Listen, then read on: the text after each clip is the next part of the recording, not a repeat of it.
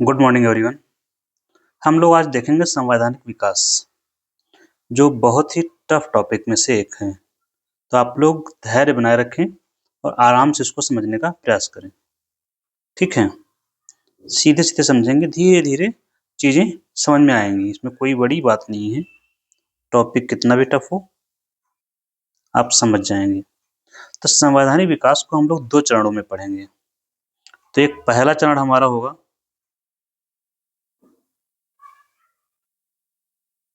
और दूसरा चरण। इसको देखा भी 2 चरणों में जाता है, तो हम एक पहला चरण देखेंगे, फिर सेकंड चरण। तो पहले चरण में क्या होता है इसके विकास में? पहला चरण जो है कंपनी का शासन है। पहला चरण जुड़ा हुआ है कंपनी का शासन से या कंपनी के शासन से, और दूसरा जो चरण है वो जुड़ा हुआ है ब्रिटिश क्राउन के शासन से। ब्रिटिश क्राउन के शासन से। तो 2 चरणों में इसको हमें देखना है। तो कंपनी का शासन कब से कब तक का है? वो है 1773 से, जो हमें देखना है संवैधानिक विकास जहां से शुरू हुआ, और 1857 ले लेते हैं, यहाँ तक हमें देखना है। और कंपनी का शासन शुरू होता है वो ब्रिटिश क्राउन का 1858 का एक एक्ट है, वहां से हम आजाद होते हैं तब तक। ये 2 बातें हैं। 57 इसलिए लिखा कि 58 लिखेंगे तो आपको कंफ्यूजन होगा। तो 57 के विद्रोह जो हुआ था वही डिवाइडिंग लाइन। ठीक है, जब 1857 का विद्रोह हुआ, उसके बाद भारत में जो शासन चल रहा था वो सीधे ब्रिटिश क्राउन के अंतर्गत आ गया। ब्रिटिश क्राउन क्या है? वहां पर जो संसद है ब्रिटेन की, उसके अंतर्गत आ गया। ठीक है, क्योंकि वहां पर जो हेड है सरकार का वो ब्रिटिश क्राउन ही है, सरकार का नहीं, राज्य का। तो अभी तक आप सारी गवर्नेंस व्यवस्था समझ चुके हैं पॉलिटिकल। अब इसको आपके लिए समझना काफी आसान होगा, मैं मान के चल रहा हूँ। अगर पूरा समझ चुके हैं तो इसको बेहतर आप समझ पाएंगे। तो 1857 से पहले की व्यवस्था है कंपनी का शासन। तो हम पहले देखते हैं कंपनी का शासन। और कंपनी का शासन जब मैं कह रहा हूं तो इसका मतलब क्या है, ये भी देखना पड़ेगा। कंपनी क्या है? तो कंपनी का शासन जो रहा कब से कब तक रहा? तो बहुत पहले से, हमारे लिए जरूरत का है, स्टार्ट होता है 1773 से। तो कंपनी के शासन की कुछ महत्वपूर्ण बातें हमें यहाँ समझनी होंगी कंपनी के बारे में। पहली बात तो ये कि हम किस कंपनी की बात कर रहे हैं। तो कंपनी है ईस्ट इंडिया कंपनी, जिसको हम लोग पढ़ते हैं ईस्ट इंडिया कंपनी।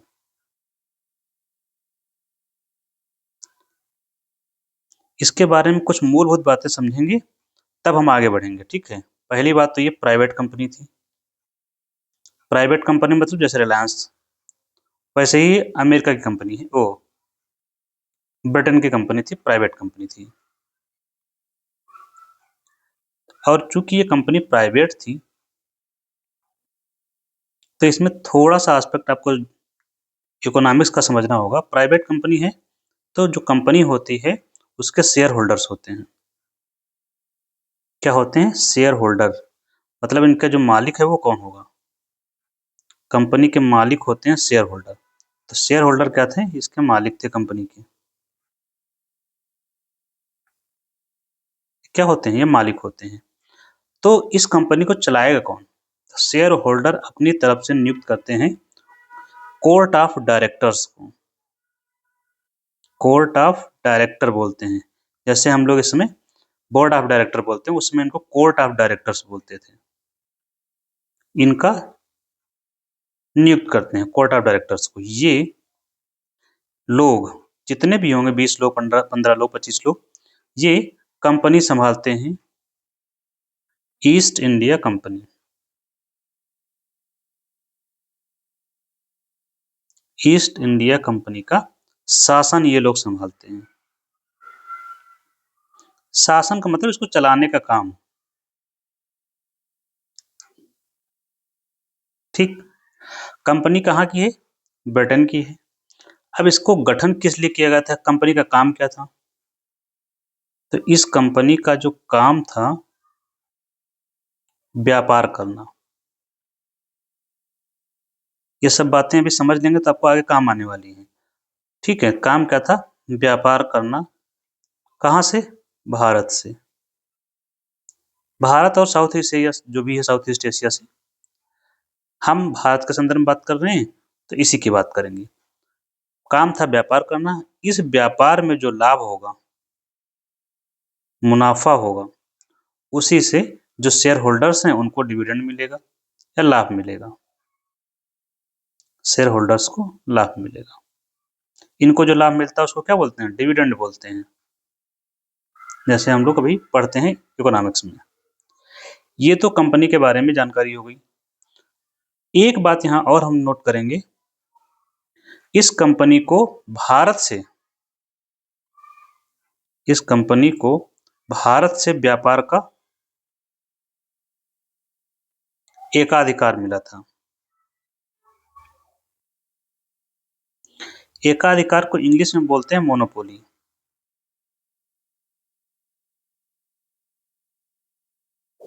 भारत और वेस्ट एशिया से ही व्यापार का एकाधिकार मिला। मतलब इसका ये हुआ एकाधिकार का कि ब्रिटेन की इकलौती कंपनी, ब्रिटेन की सिर्फ यही कंपनी व्यापार करेगी। सिर्फ यही कंपनी व्यापार करेगी। कंपनी व्यापार करेगी कहां से? भारत हो या एशिया हो, कहीं से भी। सिर्फ एक कंपनी को अनुमति वहां से दी गई थी। कितने साल के लिए? आरंभिक 15 साल के लिए अनुमति मिली थी। कितने साल के लिए? शुरू में 15 साल के लिए। बाद में इसको 20-20 साल के लिए बढ़ाया गया। तो ये बेसिक आप समझ गए होंगे। ईस्ट इंडिया कंपनी के लिए हम शब्द इस्तेमाल करेंगे EIC। मतलब जहां हमें ईस्ट इंडिया कंपनी लिखना होगा हम वहां लिखेंगे EIC। अब देखिए कंपनी है। कंपनी कौन सी? प्राइवेट है। प्राइवेट कंपनी का काम क्या है? व्यापार करना। व्यापार करना क्या होता है? किसी से वस्तुएं खरीदना और कहीं जाके बेच देना। तो यहाँ खरीदते कहाँ से थे? ये भारत से वस्तुएं खरीदते थे और जाकर बेचते कहाँ थे? ब्रिटेन में। तो बीच का जो लाभ होता था, 10 की खरीदा, 20 की बेचा, 10 रुपए का लाभ हुआ। यही इनका प्रॉफिट था। मेन काम इनका ये था। आए कब थे भारत? ये 1600 में आई थी। 1600 में कंपनी बनी थी। तब से भारत आए। अब समझिए इनकी स्टोरी क्या हुई, जिससे आप पूरा ये समझ पाएंगे। इसके बाद जब ये भारत आए तो ये लगातार व्यापार कर ही रहे थे। व्यापार, काम क्या था इनका? व्यापार। करने क्या लगे? व्यापार। तो पहला चरण व्यापार किए, फिर ये युद्ध भी करने लगे। युद्ध जब किए तो जमीन पर कब्जा। जमीन का मतलब अधिकार हो गया।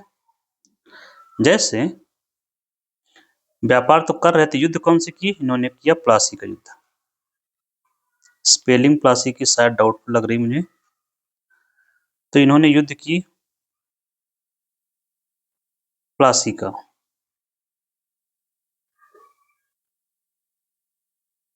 ये इनका काम तो नहीं था, क्योंकि युद्ध करना किसका काम होता है? ये प्राइवेट कंपनी युद्ध करेगी क्या? नहीं। युद्ध करना होता है राज्य का काम, या जो राजा होता है, या आर्मी होती है। लेकिन ये युद्ध किए, प्लासी का युद्ध किए, फिर कौन सा किए? बक्सर का युद्ध किए।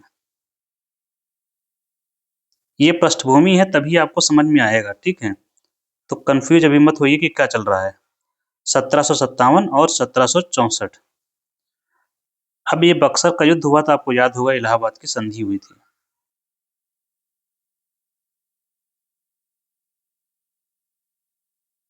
कब?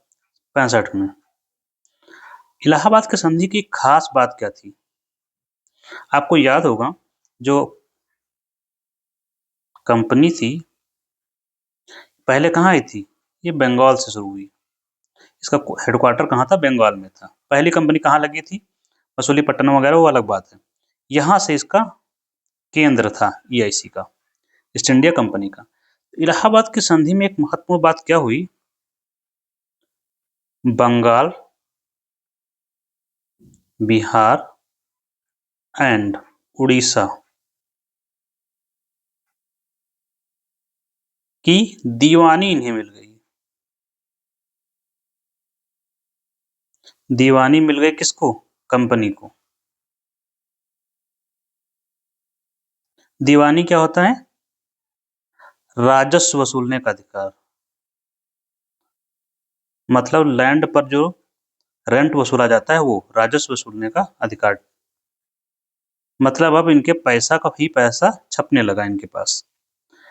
अब 1765 से शुरुआत हुई, तो पहला शुरू होता है इसके बाद। और इस समय तक जो व्यवस्था थी, तब तक ये एक इनका सेंटर यहाँ पर हुआ करता था। ये कौन सा है? इसको बोलते थे मद्रास प्रेसिडेंसी। क्या बोलते थे? मद्रास प्रेसिडेंसी। 3 प्रेसिडेंसियां इनके पास थी। एक यहाँ पर थी, ये कौन थी? बॉम्बे प्रेसिडेंसी।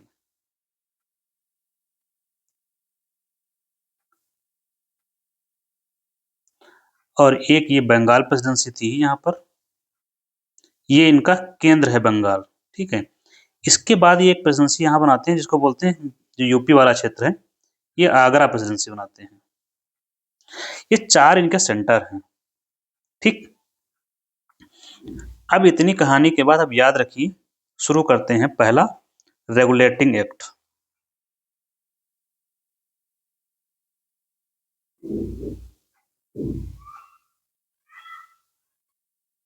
कब का है? 1773 का। ईयर पूछा जाता है, सो याद रखेंगे 1773। यहीं से शुरू करना है, हमें 1857 तक जाना है। मोटा मोटा 75 साल का इतिहास में देखना है इनका। अब ये जो प्रेसिडेंसी थी यहाँ पर, इन सब का हेड कौन होता था? गवर्नर होता था। हर जगह गवर्नर होता था। बॉम्बे प्रेसिडेंसी का अपना गवर्नर है, मद्रास प्रेसिडेंसी का अपना गवर्नर है, और बंगाल का अपना गवर्नर है। सबका अपना अपना था। अब इसमें क्या हुआ? पहला प्रावधान रेगुलेटिंग एक्ट जो पास हुआ, इसके बारे में थोड़ी जानकारी लेते हैं। रेगुलेटिंग एक्ट 1773 किसने पारित किया? ब्रिटेन की संसद ने। ब्रिटिश संसद ने यह कानून पारित किया। यहीं से ब्रिटेन की संसद ने भारत के लिए कानून बनना शुरू किया था। क्योंकि भारत में कंपनी थी, तो पहले बनाया कंपनी के लिए कानून। तो ब्रिटिश संसद ने यह कानून पारित किया।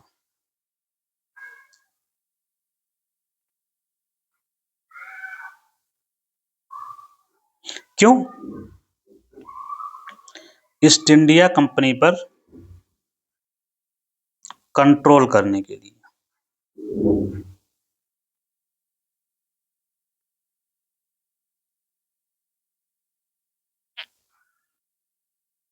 आपसे पूछा जाता है कि पहला कानून कौन सा था जिससे ब्रिटेन ने ईस्ट इंडिया कंपनी पर नियंत्रण करने की शुरुआत की? तो ये था रेगुलेटिंग एक्ट।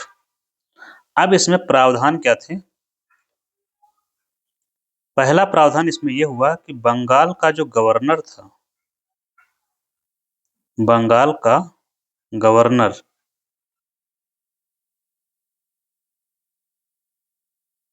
बंगाल के गवर्नर को बंगाल का गवर्नर जनरल बना दिया गया।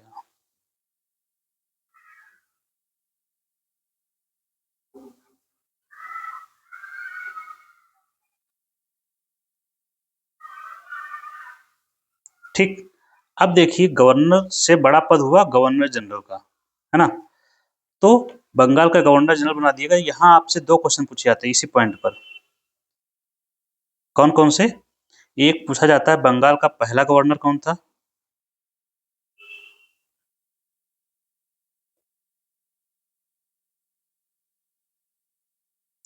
पहला गवर्नर ये था क्लाइव। दूसरा पूछा जाता है आपसे बंगाल का अंतिम गवर्नर, ये कौन था? Warren Hasting. ये अंतिम था।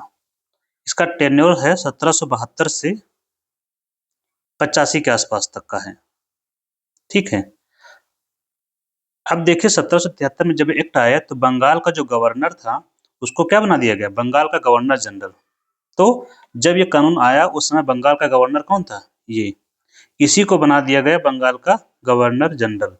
तो ये वारेन हेस्टिंग बना बंगाल का पहला गवर्नर जनरल। ये आपसे पूछा जाता है तो याद रखेंगे, बंगाल का पहला गवर्नर जनरल बना। प्लस और क्या किया गया? गवर्नर जनरल तो बना दिया गया, इसको ये काम कैसे करेगा? अब पद में अगर बढ़ा है इसका तो क्या पद बढ़ा है, क्या फायदा है इसका? बंगाल का गवर्नर जनरल, इसका काम ये इसको फायदा हुआ कि तीनों गवर्नर जो थे, बाकी जो मद्रास प्रेसिडेंसी का गवर्नर और बॉम्बे प्रेसिडेंसी का गवर्नर, ये दोनों ही गवर्नर इसके अधीन आ गए। गवर्नर इसके अधीन आ गए, मतलब इसके अधीन आ गए, मतलब इसके अधीन काम करेंगे, इसके निर्देश पे काम करेंगे। अपने मन से कुछ नहीं करना है, जितना गवर्नर जनरल कहेगा उतना करना है। तो ये हो गया। तो इसको बोलते हैं, क्या हुआ? सेंट्रलाइजेशन। तो केंद्रीकरण की शुरुआत हुई, प्रशासन में केंद्रीकरण की शुरुआत। ये पूछा जाता है आपसे तो याद रखेंगे, केंद्रीकरण की शुरुआत हुई। और चरम पर कौन सा कब पहुंचा था? 1833 में चरम पर पहुंचा सेंट्रलाइजेशन। ठीक है, इसके अधीन आ गए। तो बंगाल का जो गवर्नर जनरल काम कैसे करेगा? तो इसके लिए क्या किए, इसकी सहायता कौन करेगा? भाई काम बढ़ा है तो हेल्प कौन करेगा? इसकी सहायता के लिए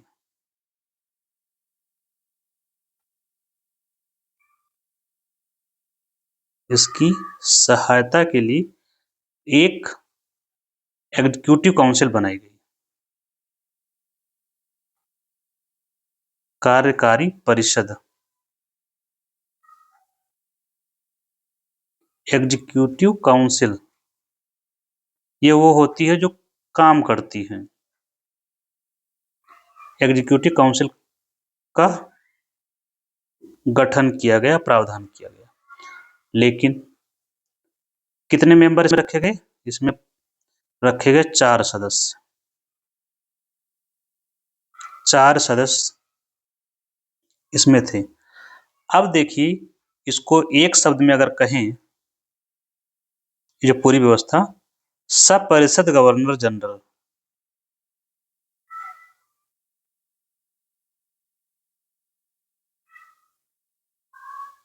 मतलब क्या हुआ? गवर्नर जनरल जो उसका अध्यक्ष है, वह चीफ है।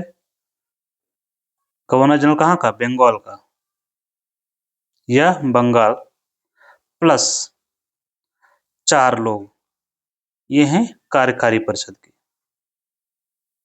ये लोग मिलकर अब चलाएंगे शासन। तो ये नियम बनाएंगे और इनको बताएंगे कि भाई ऐसे काम करना है। तो ये व्यवस्था में हुआ चेंज। नेक्स्ट प्रावधान हम देखते हैं। तीसरा प्रावधान तो यही हो जाएगा, आप मान लीजिए इसको। ठीक। चौथा प्रावधान क्या किया गया?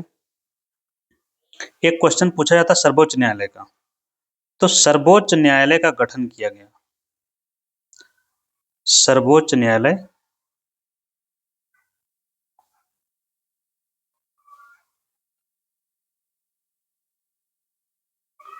का गठन या सर्वोच्च न्यायालय की स्थापना कब की गई और कहाँ की गई?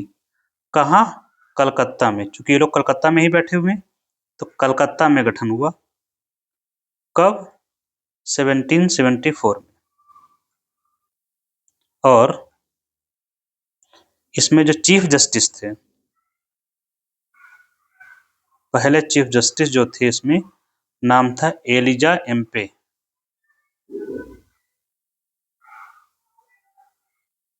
ठीक। ये सर्वोच्च न्यायालय अलग है, जो कि हमारा वर्तमान में उससे अलग है, तो उससे कंफ्यूजन नहीं होना है। ये दूसरा सर्वोच्च न्यायालय है, ये ब्रिटेन ने स्टैब्लिश किया था कलकत्ता में। ठीक। नेक्स्ट, और नेक्स्ट यहाँ जो सर्वोच्च न्यायालय बना, इसमें एक चीफ जस्टिस प्लस 3 जज थे। नेक्स्ट प्रावधान क्या था, जो कंपनी के कर्मचारी थे, जो कंपनी में काम कर रहे थे, ये खूब करप्टेड हो चुके थे। कंपनी के कर्मचारियों पर, कर्मचारी नहीं होगा, कर्मचारियों पर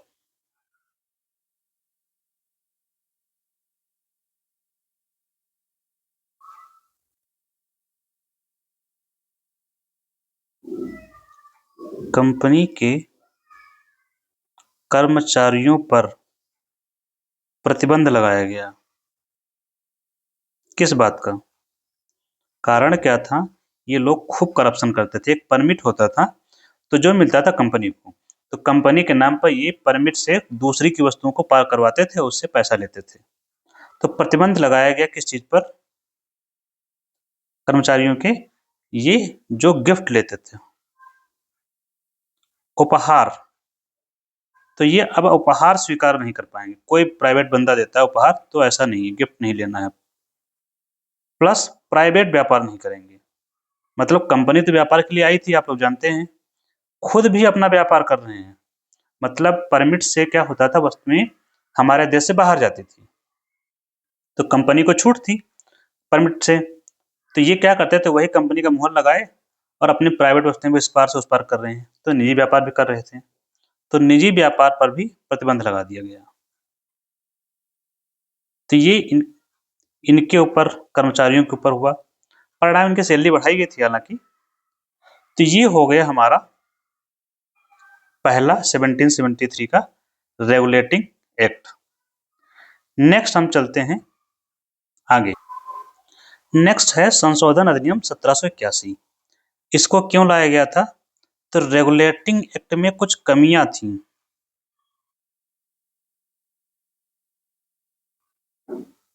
ये कमियों को दूर करने के लिए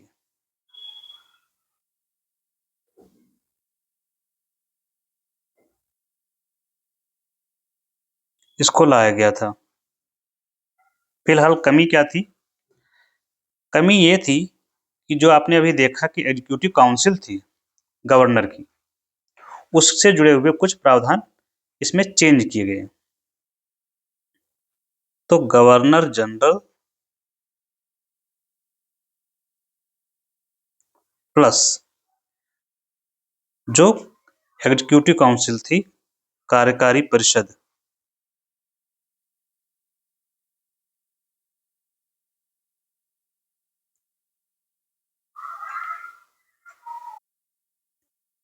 तो ये गवर्नर जनरल, कार्यकारी परिषद और कंपनी के कर्मचारी, इन सब को, ये सब लोग हैं, तो ये सब कंपनी के काम करते थे, है कि नहीं, कंपनी के लिए तो हैं, तो कंपनी के लिए काम करते थे, सारे कंपनी के पद हैं। तो इनको सुप्रीम कोर्ट के क्षेत्राधिकार से बाहर कर दिया गया। जो सर्वोच्च न्यायालय बना था, उसके क्षेत्राधिकार से बाहर कर दिया गया।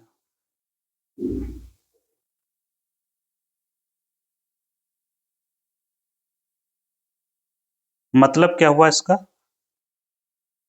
मतलब ये जो लोग हैं, जो कंपनी में कर्मचारी हैं, 10-12 हजार लोग रहे होंगे, तो उनके ऊपर कोई केस अब सर्वोच्च न्यायालय में नहीं चल सकता। वो चलेगा तो अलग व्यवस्था होगी, लेकिन यहाँ नहीं चलेगा। जबकि कोई कंपनी में रहते हुए काम कर रहा है, मतलब पर्सनल कोई काम कर रहा है, तब तो जाओगे, आप सर्वोच्च न्यायालय में केस कर सकते थे। लेकिन अगर कंपनी का काम कर रहा है, उसमें कोई गलती हुई, तब सर्वोच्च न्यायालय नहीं जा सकते। ये प्रावधान किया गया था। नेक्स्ट क्या है इसके बाद का, नेक्स्ट है पिट्स इंडिया एक्ट।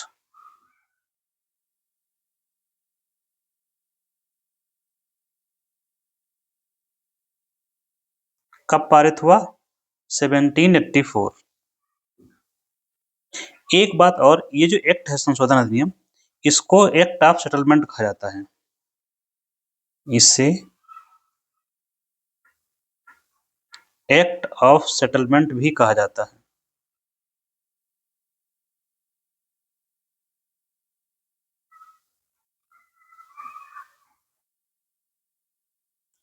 तो अब देखते हैं पिट्स इंडिया एक्ट।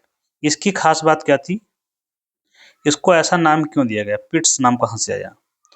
तो ब्रिटेन के जो प्रधानमंत्री थे, ब्रिटिश प्राइम मिनिस्टर,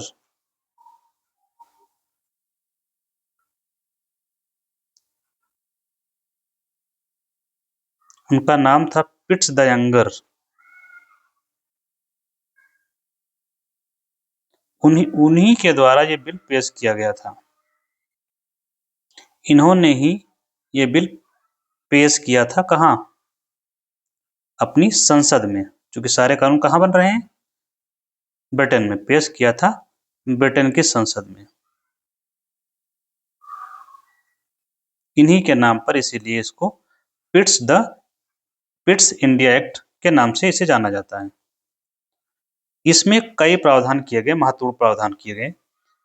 एक तो इसमें यह प्रावधान किया गया कि जो कंपनी के कार्य थे, कंपनी के कार्यों को अलग अलग कर दिया गया।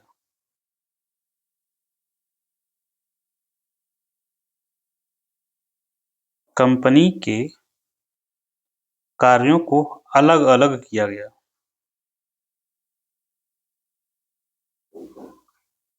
कैसे और क्या व्यवस्था की गई? तो कंपनी कौन से काम कर रही थी जिनको अलग किया गया?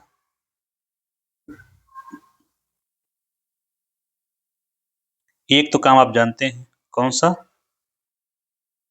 व्यापारिक कार्य, जो उसका काम था ही। लेकिन अब ये कर क्या रहे थे यहाँ पर? युद्ध भी कर रहे थे। तो युद्ध वाले सारे जो मामले होते हैं वो क्या होते हैं? ये सब राजनीतिक मामले होते हैं। तो ये कौन सा काम हो गया? राजनीतिक।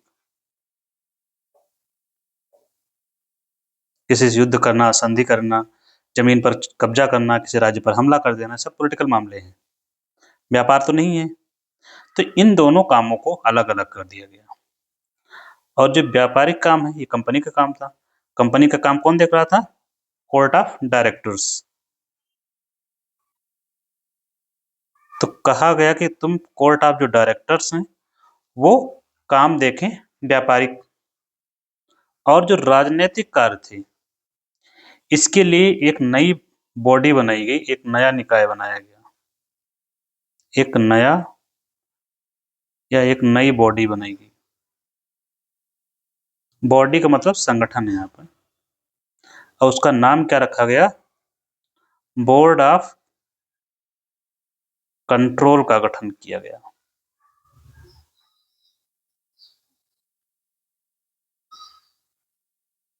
बोर्ड ऑफ कंट्रोल का गठन किया गया। अब राजनीतिक मामलों में निर्णय कौन लेगा? Board of control.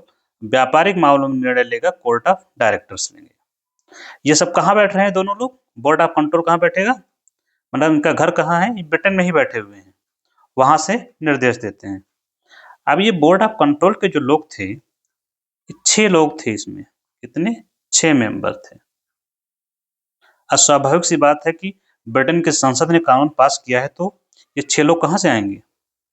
संसद का कंपनी से टसल चल रहा था, तो जो ये 6 लोग हैं, इनकी नियुक्ति कौन करेगा? तो ब्रिटिश क्राउन करेगा, क्योंकि वहां पर सभी शक्ति जो काम होते हैं वो ब्रिटिश क्राउन के नाम से होते हैं। तो 6 सदस्य ब्रिटिश क्राउन द्वारा नियुक्त। ये नियुक्त होंगे, बेसिकली ये सदस्य जो होंगे ये सरकार को बताएंगे कि कंपनी में चल क्या रहा है। तो ये जो लोग 6 आए यहाँ पर, बेसिकली इनसाइडर का काम करेंगे। कंपनी के अंदर जो काम चल रहा होगा उसकी जानकारी सरकार को मिलेगी, ब्रिटेन की सरकार को। तो ये बोर्ड ऑफ कंट्रोल जो राजनीतिक कार्य देखेगा, और कोर्ट ऑफ डायरेक्टर जो व्यापारिक काम देखेगा।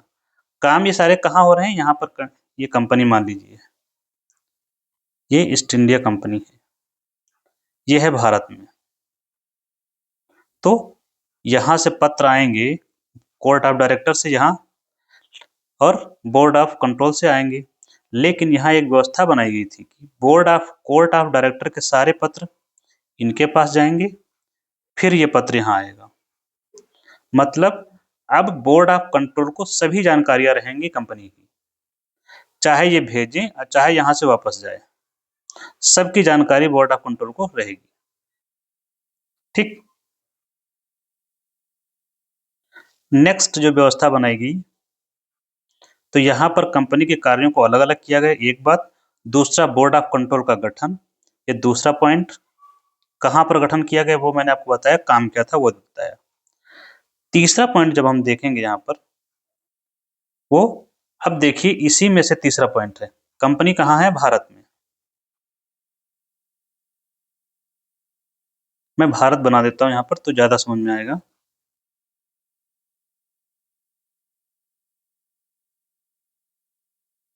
ये है भारत में कंपनी। कहाँ पर? यहाँ पर। केंद्र, इसका हेडक्वार्टर यहाँ पर है। बाकी ये लोग यहाँ पर काम कर रहे हैं और बॉम्बे में काम कर रहे हैं। तो ये जो कंपनी है यहाँ पर काम कर रही है, पूरा मान लेते हैं ईस्ट इंडिया कंपनी काम कर रही है यहाँ पर। अभी तक कंपनी पर कितने लोग डायरेक्शन देते थे? सीधे निर्देश कहाँ से आता था? कोर्ट ऑफ डायरेक्टर से, है ना? अब एक नई संस्था आ गई 1784 में, बोर्ड ऑफ कंट्रोल की। अब इसको निर्देश देने के लिए दो लोग हो गए। ये भी कुछ कहेंगे करने के लिए कि व्यापार कर लो, ये भी कुछ कहेंगे भैया ये राजनीतिक वाला मामला वो हम देखेंगे। मतलब काम तो उतने ही लोग कर रहे हैं। यहाँ गवर्नर जनरल बैठा हुआ है बंगाल का, है तो अकेला ही, लेकिन दो जगह से इसको निर्देश मिल रहे हैं। तो इस व्यवस्था को कहते हैं, जब दो जगह से निर्देश मिल रहे हैं, शासन कैसे चलाना है, इसको बोलते हैं द्वैध शासन। द्वैध शासन की शुरुआत यही है, द्वैध शासन, डबल गवर्नमेंट।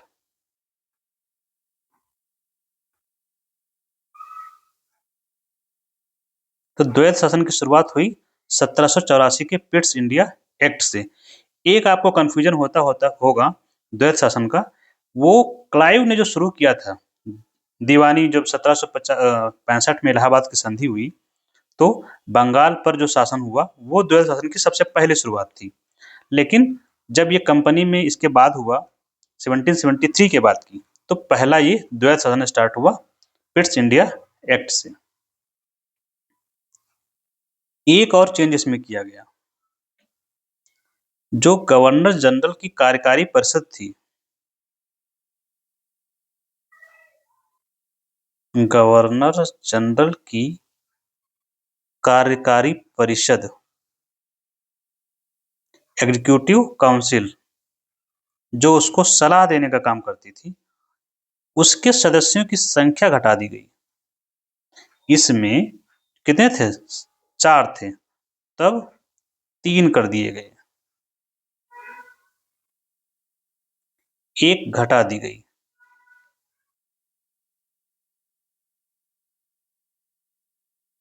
तो गवर्नर जनरल की कार्यकारी परिषद में 3 सदस्य होंगे।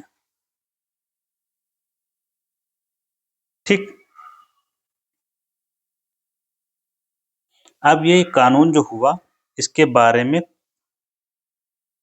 निष्कर्ष क्या हुआ कि ब्रिटेन की संसद जो कंट्रोल चाह रही थी, वो तो इसने बना लिया। तो इसके माध्यम से कंपनी के शासन पर सर्वोच्च नियंत्रण स्थापित हो गया। कंपनी के शासन पर सर्वोच्च नियंत्रण।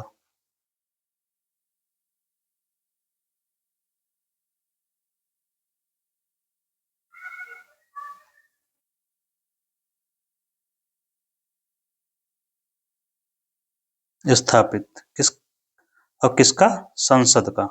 कहाँ की संसद? ये ब्रिटिश संसद की बात कर रहे हैं, क्योंकि अभी सब कुछ वहीं से कंट्रोल हो रहा है।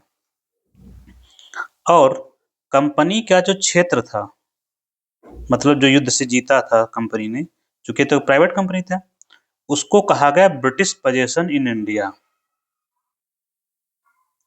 ब्रिटिश पोजेशन इन इंडिया मतलब ब्रिटेन के क्षेत्र में, भारत में ब्रिटिश क्षेत्र, ब्रिटिश पोजेशन इन इंडिया कहा गया। लेकिन यहाँ पर ये जो पिट्स इंडिया एक्ट आया, इसके बाद एक गवर्नर जनरल बन के आता है बंगाल का, कॉर्नवालिस। तो कॉर्नवालिस बहुत कलाकार था वो। उसके लिए कॉर्नवालिस ने 2-3 शर्तें रखी भाई। उसकी शर्तें के लिए एक अधिनियम लाया गया, जिसको बोलते हैं 1786 का अधिनियम। संशोधन अधिनियम है ये।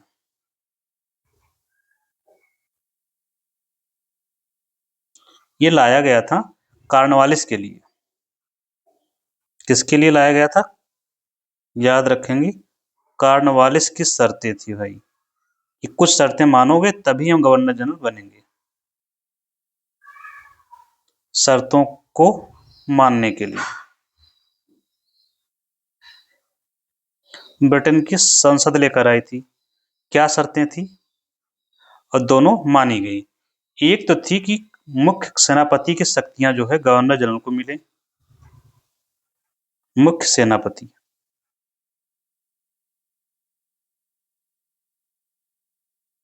तो मुख्य सेनापति की शक्ति दे दी गई गवर्नर जनरल को। कहाँ का गवर्नर जनरल चल रहा है ये? बंगाल का गवर्नर जनरल। और दूसरी बात, वीटो पावर।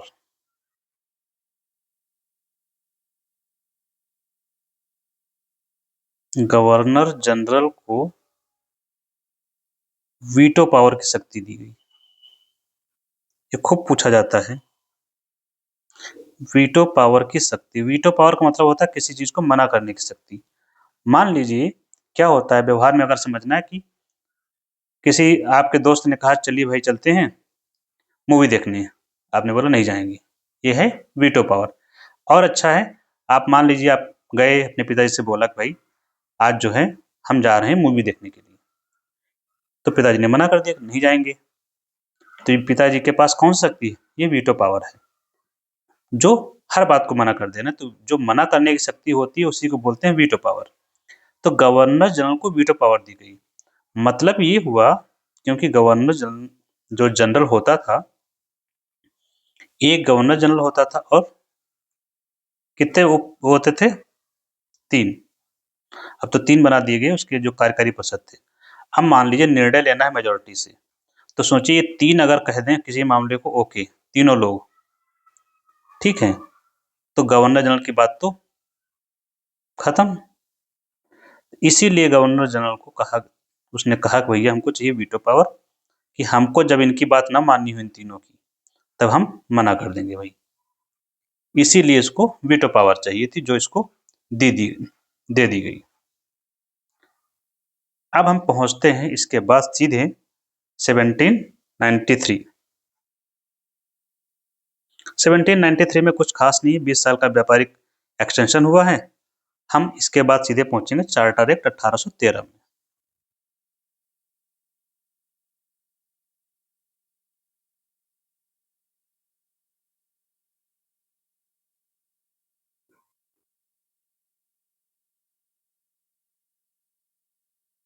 इससे पहले 1793 का चार्टर है, उसमें 20 साल का विस्तार दिया गया था कंपनी को। 93 में 20 जोड़ेंगे कितना होगा? 13। अब देखते हैं चार्टर एक्ट, ये भी कानून ही था, ब्रिटिश संसद ने पारित किया था। इसमें कुछ विशेष व्यवस्थाएं की गई। यहाँ पर क्या किया गया कि जो कंपनी का एकाधिकार था वो समाप्त कर दिया गया। कंपनी का व्यापार पर एकाधिकार समाप्त कर दिया गया। जो हम शुरू में पढ़ रहे थे, कंपनी को एकाधिकार मिला था, वो खत्म। इसका मतलब क्या हुआ कि वहां जो ब्रिटेन में कुछ और कंपनियां बनी, वो भी अब भारत के साथ व्यापार कर सकती थी। एक दूसरा, यहां पर एक अपवाद बचा रहा, क्या? चाय के व्यापार पर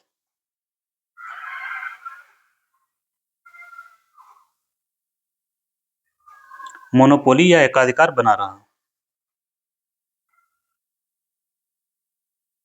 मतलब चाय का व्यापार तो ईस्ट इंडिया कंपनी ही करेगी, कोई और नहीं करेगा। दूसरा क्या? चीन के साथ व्यापार, उस पर भी कंपनी की मोनोपोली बनी रही। चीन के साथ व्यापार पर मोनोपोली बनी रही।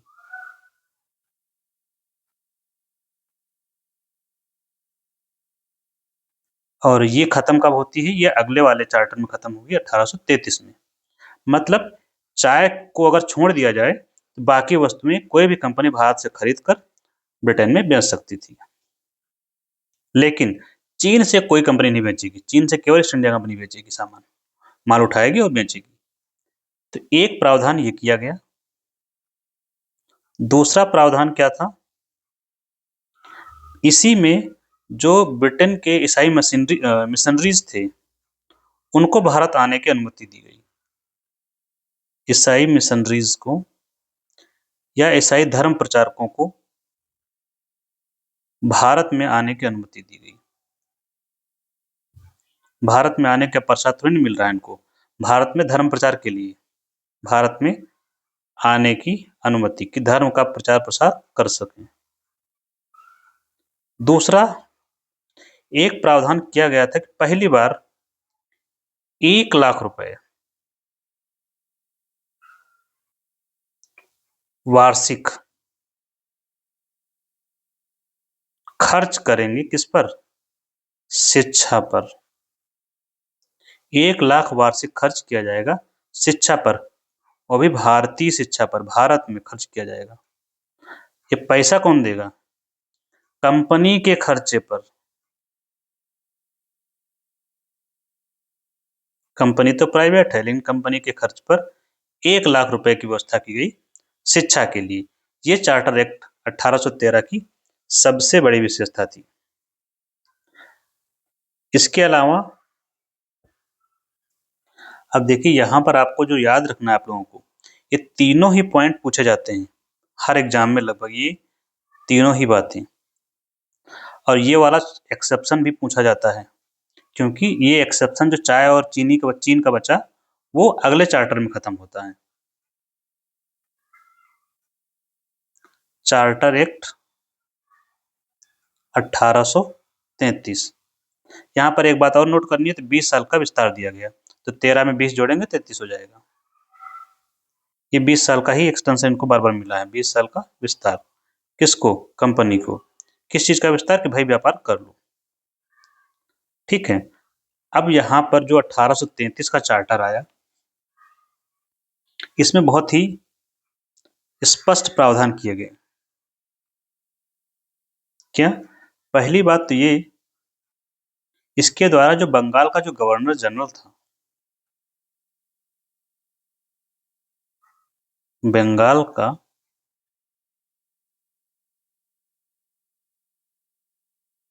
गवर्नर जनरल, इसको बना दिया गया भारत का गवर्नर जनरल। बंगाल का गवर्नर अब बंगाल का गवर्नर नहीं रहा, उसको कहा गया भारत का गवर्नर जनरल हो गया, गवर्नर जनरल ऑफ इंडिया। तो यहां पर आपसे क्वेश्चन पूछा जाता है, बंगाल का अंतिम गवर्नर जनरल कौन था, Lord William Bentinck.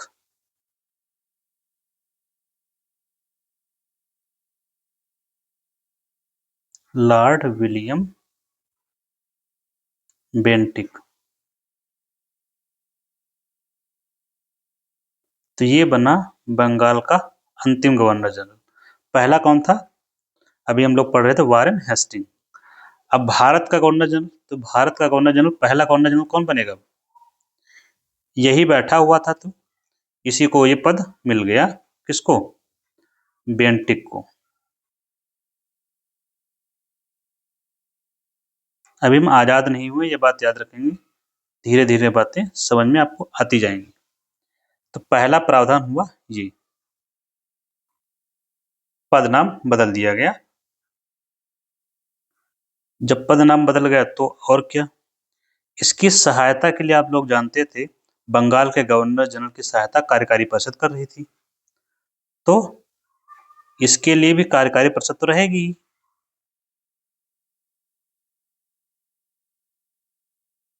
Executive council,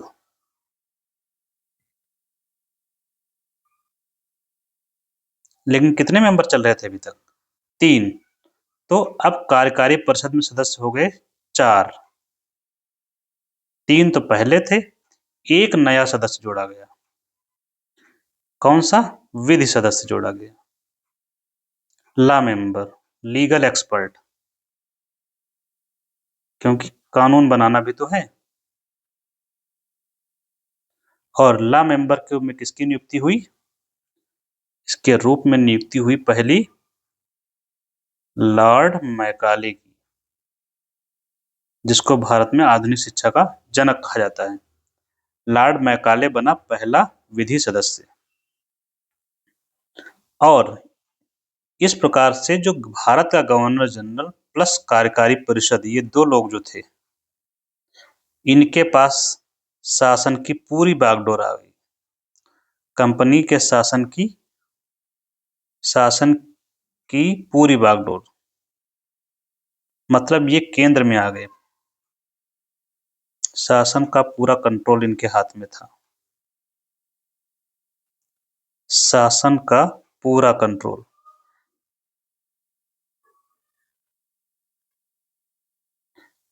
तो अब जब इतना हो गया, आपको पता है कि पहले से ही मद्रास वाले जो गवर्नर हैं सब इनके अंडर में हैं, तो बाकी सारे लोग तो इसके अंडर में आ ही गए हैं। विधि आयोग बन गया। यहाँ पर एक काम और क्या किया गया कि कंपनी के जो व्यापारिक कार्य थे, कंपनी के समस्त व्यापारिक कार्य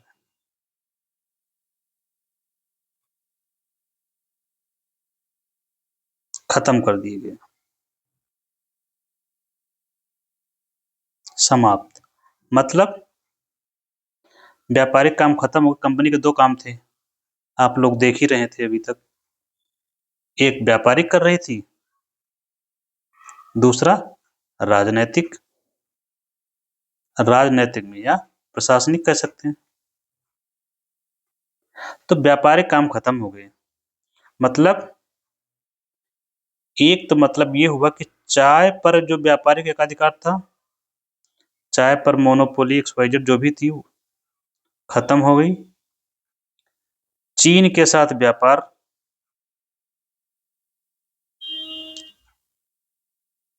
ये भी खत्म। कुल मिला के व्यापार ही नहीं करना इनको, तो करना क्या था? अब कंपनी क्या करेगी? अब कंपनी को प्रशासनिक बॉडी बना दिया गया। कंपनी बन गई प्रशासनिक निकाय। एडमिनिस्ट्रेशन देखेगी अब केवल, प्रशासनिक निकाय बना दिया गया कंपनी को। मतलब कंपनी के जो कर्मचारी थे, जो व्यापार देखते थे, अब वो नहीं करेंगे। अब लॉ एंड ऑर्डर ये सब देखेंगे। बाकी जो कंपनी यहाँ काम कर रही है उनके ऊपर सुपरविजन रखेंगे, जैसे कि सरकार काम करती वो वाला काम, ब्यूरोक्रेसी वाला काम सारा इनके पास आ गया 1833 के चार्टर से। मतलब ये कि प्रशासनिक काम अब कौन देखेगा? ये इसी के तो लिए पद बनाया गया, कौन सा? Governor. G for governor general of India, Bharat का governor general plus executive council, जिसकी चर्चा हम अभी ऊपर किए हैं। ये लोग अब देखेंगे प्रशासन का काम।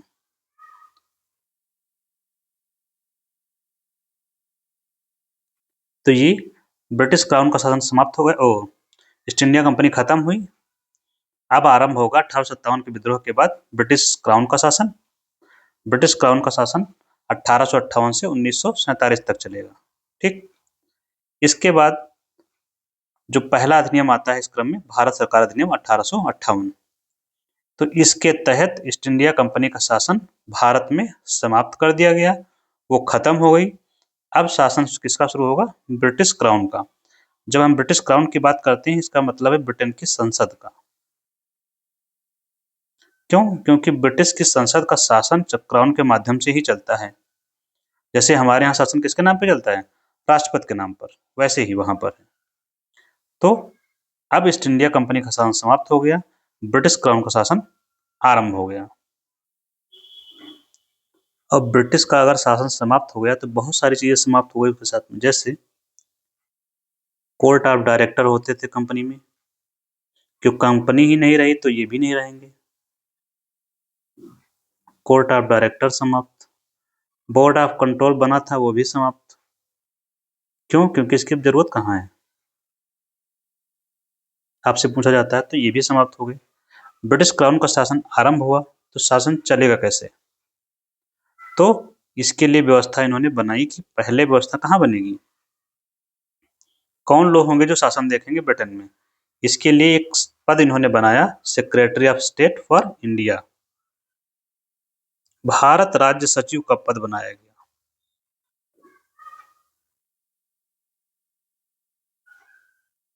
तो भारत का काम देखेंगे भारत राज्य सचिव, तो इसका पद सृजित किया गया। लेकिन काम बहुत सारा होता है, तो इसकी सहायता कौन करेगा? इसकी सहायता के लिए एक बनाई गई परिषद, जिसको बोला गया इंडिया काउंसिल।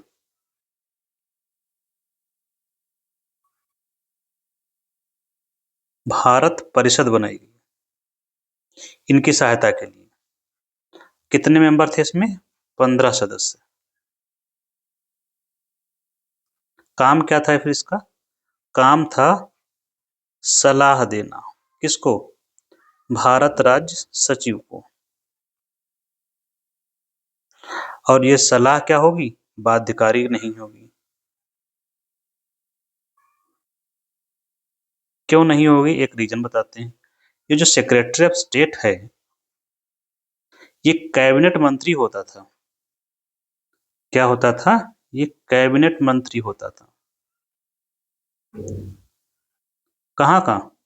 ब्रिटेन की जो पीएम होते थे उनकी मंत्री परिषद का।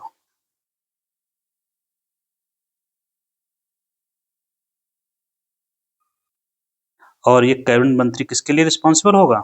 वहां की संसद के लिए। ब्रिटेन की संसद के प्रति उत्तरदायी था।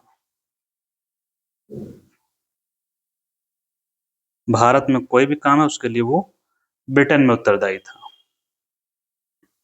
तो ये हुआ ब्रिटेन में। अब ये जो भारत सचिव बने थे प्लस इनकी जो परिषद है, इन्होंने भारत में क्या किया? भारत में कौन? ये तो वहां से निर्देश ले लेंगे, भारत राज्य सचिव डायरेक्शन देंगे। किसको? भारत में किसको? भारत में एक पद बनाया गया। किस चीज का? भारत का जो गवर्नर जनरल था,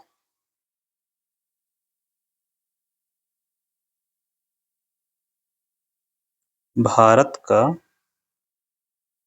गवर्नर जनरल का पद समाप्त। तो नया पद बनाया गया।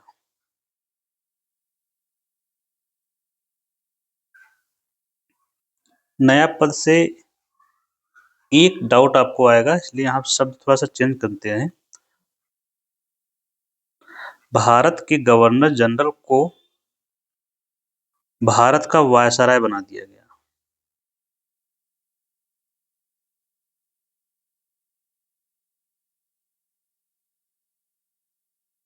भारत का वायसराय बना दिया गया। तो नया पद कौन सा बना? वायसराय ऑफ इंडिया को।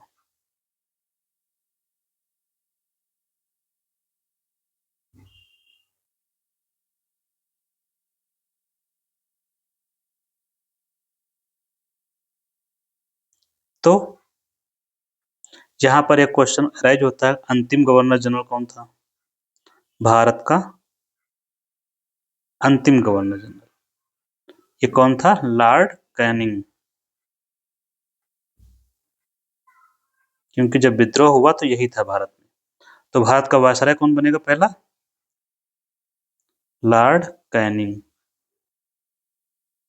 तो अब बना भारत का वायसराय, मतलब जो इंग्लैंड में बैठा है secretary for state for India, Bharat राज्य सचिव, वो किसको डायरेक्शन देगा? भारत के वायसराय को। अब भारत के वायसराय की सहायता कौन करेगा? इसकी सहायता के लिए वही कार्यकारी परिषद,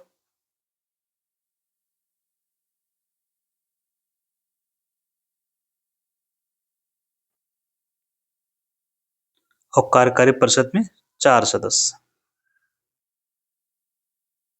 जो पहले से थे। नाम ही तो बदला है। एक चेंज और क्या आया वायसराय के लिए? अब भारत सचिव की आज्ञा पर काम करने के लिए बाध्य है। भारत सचिव की आज्ञा पर काम करेगा, कि आज्ञा पर या आदेश पर काम करने के लिए बाध्य।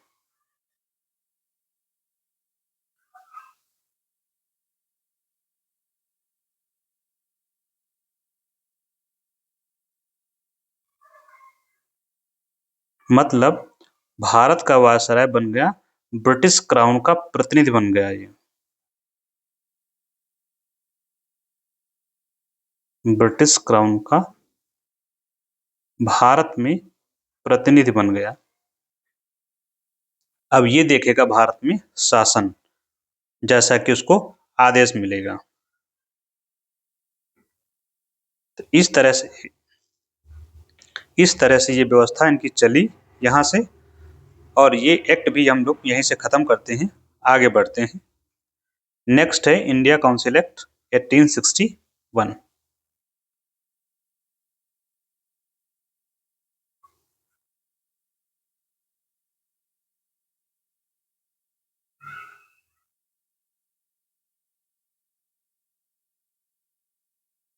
इंडिया काउंसिल एक्ट या भारत परिषद अधिनियम, इसमें कुछ चेंजेस क्या किए गए?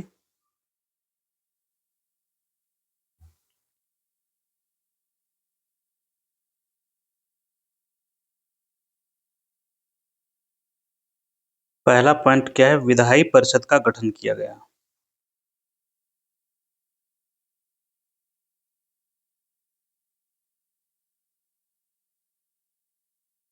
आप लोगों ने जब पहले पढ़ा था 1853 में, जो लेजिस्लेटिव काउंसिलर्स की व्यवस्था थी, उसी का विस्तार किया गया।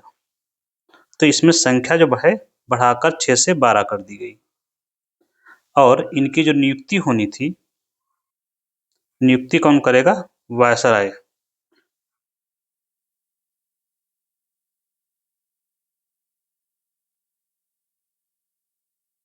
नियुक्ति वायसराय के द्वारा।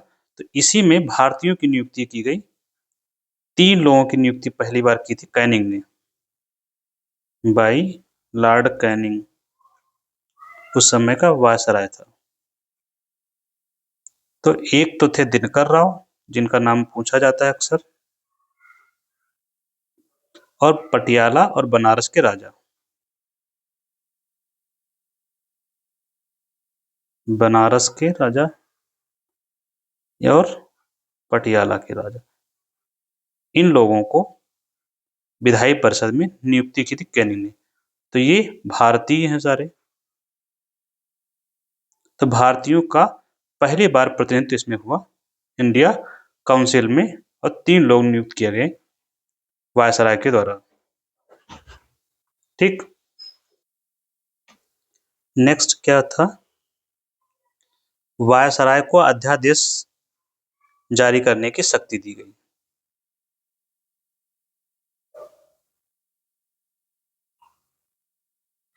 ये भी क्वेश्चन पूछा जाता है, अध्यादेश जारी करने की शक्ति कब दी गई?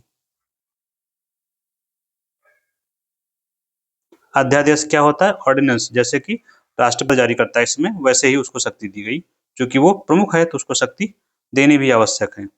वायसराय को अध्यादेश जारी करने की शक्ति मिल गई यहीं से।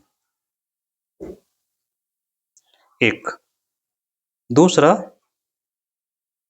वायसराय की कार्यकारी परिषद में एक सदस्य जोड़ा गया।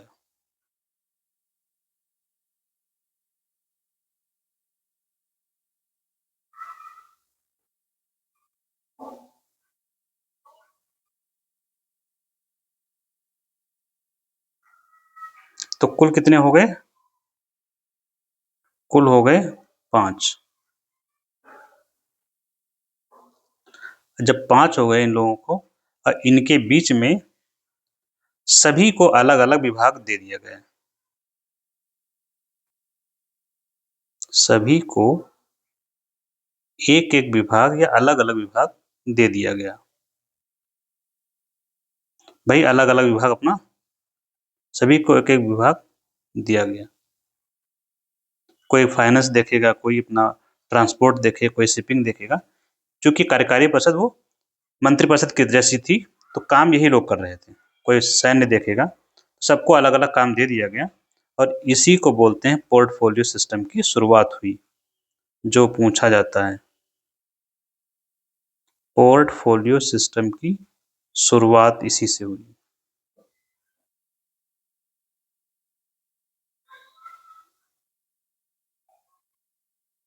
लेकिन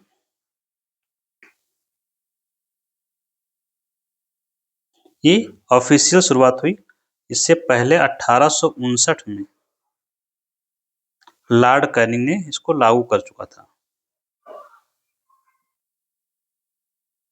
कैनिंग ने सर्वप्रथम लागू किया था।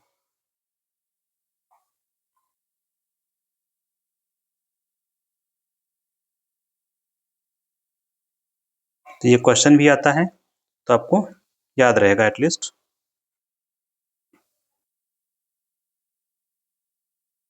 नेक्स्ट क्या था? डिसेंट्रलाइजेशन, विकेंद्रीकरण की शुरुआत हुई। अभी तक हमने देखा कि सेंट्रलाइजेशन हुआ था, अब क्या हुआ? विकेंद्रीकरण की शुरुआत, कि सबको शक्तियां नीचे दी जाएं। तो जो केंद्रीकरण हुआ था कानून बनाने का, अब डिसेंट्रलाइजेशन हो गया, मतलब जो प्रेसिडेंसी थी या जो प्रांत थे उनको कानून बनाने की शक्ति फिर से प्राप्त हो गई। विधान मतलब कानून।